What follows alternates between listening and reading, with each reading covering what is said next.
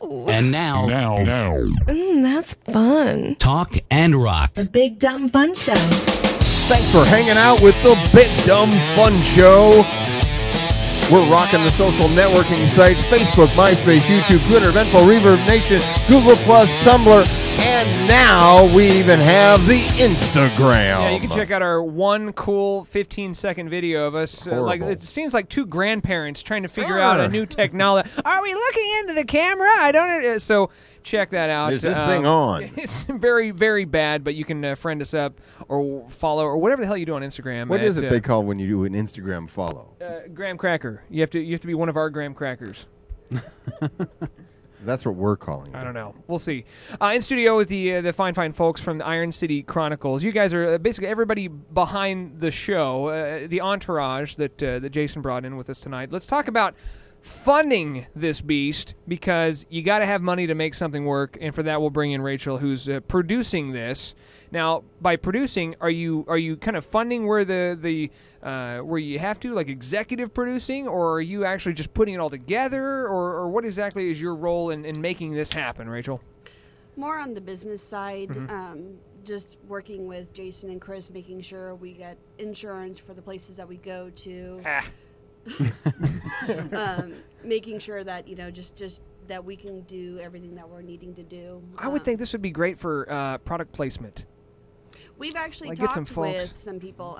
Chris had contacted a company that's working on gesture control devices. So gesture control. What was one of the ones we talked about? Yeah, like some company out there that is going to be or thinks that they're going to be big in 20 years. Right. Where Google Fiber rules the land. Somebody who's got some technology that they'd like to promote that maybe is relevant to the film topic. Yeah. That'd be kind of cool. Or even better yet, where Bing Fiber rules the land. And, like everyone bings it. Like, and the terminology is like, hey, did you Bing that? All right. And then, of course, Microsoft would love to get behind that.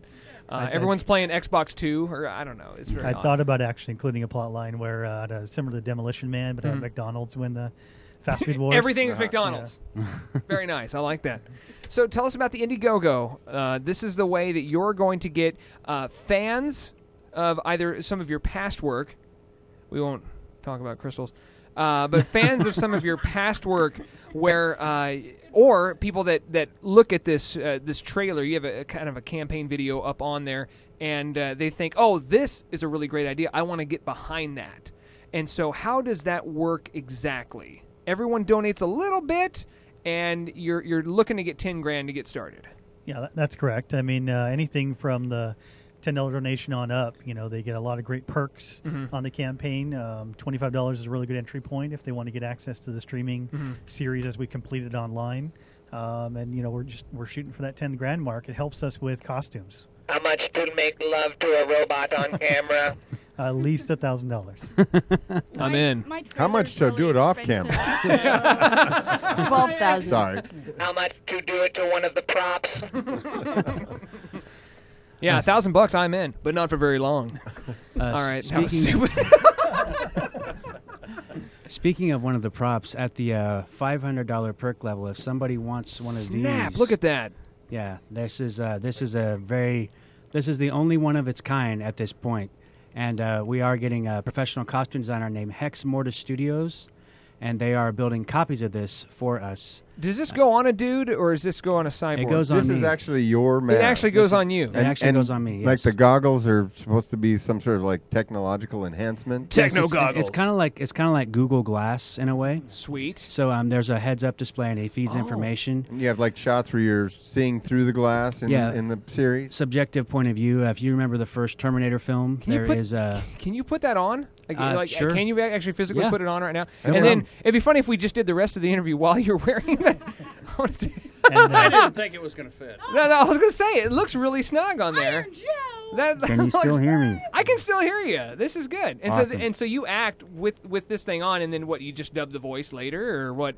How does that work? We're gonna do similar to the Iron Man look. They're gonna do some of that. Yeah. Oh, this is great. You don't have to wear it the whole time, but that is really, really cool. Yeah. So on the when he comes who designed that mask?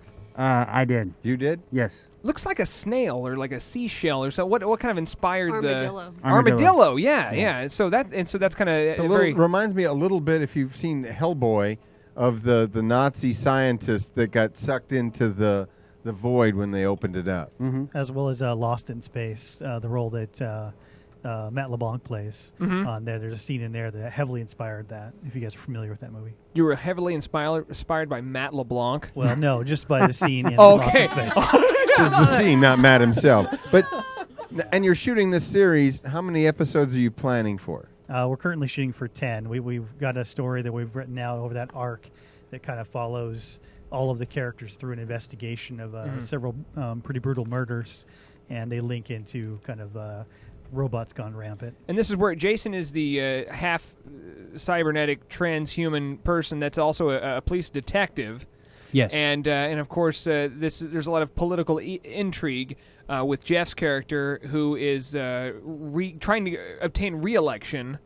And of course, you have that balance to, I'm assuming, with all of your political versus personal beliefs, or there's some sort of there's going to be some robot copulating in this thing, I'm sure, that you're going to have to deal with.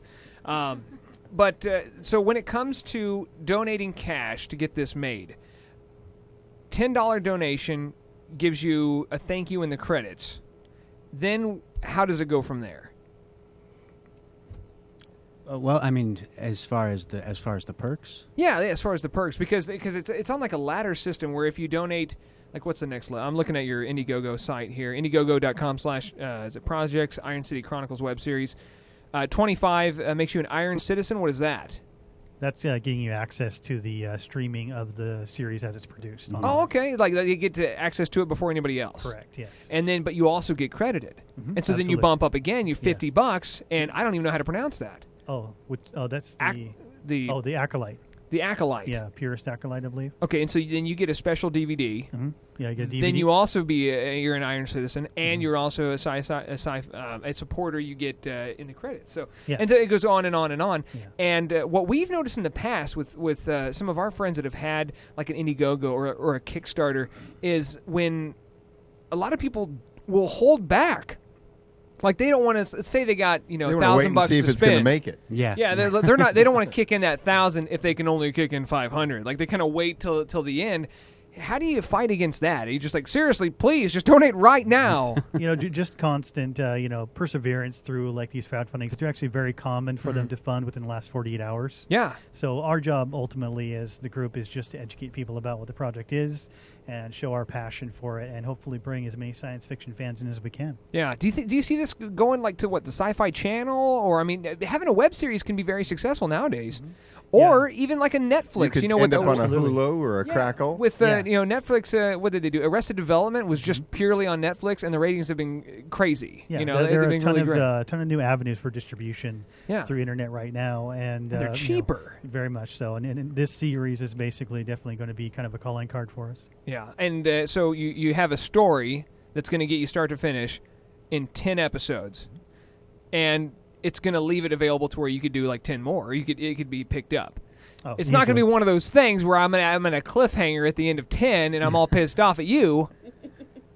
Well, we might actually be hanging. We might have someone you're leading for more. I think we'll add in a scene specifically just for you, Jensen. Part of the hope to maybe continue the series. I mean, you've developed these characters. You've got 10 episodes. There must be more storylines you've developed that you haven't really elaborated on. Iron Joe will return. I mean, we definitely want to leave it open to have the world expand a little bit more. Yeah. We're kind of seeing what we can do right out of the gate on our own, and I mean, obviously with the help of the Go-Go campaign, that will kind of determine, the elaborateness of some of the costumes and some of the other things. One thing about Iron Joe is that he's kind of in the middle of all this because, on the one hand, he's still human, he still has emotions and things like that. But on the other hand, he does have to kind of side with people that have the technological, alterations. Is this his head, or is this a hat a mask that he wears? Or is that an actual cybernetic It's a mask that basically comes up and around. Like Darth Vader? Like he has to have it in order to live and move He doesn't around? have to have it. He almost kind of hides behind it. If you think of kind of like Vanilla Sky a little bit.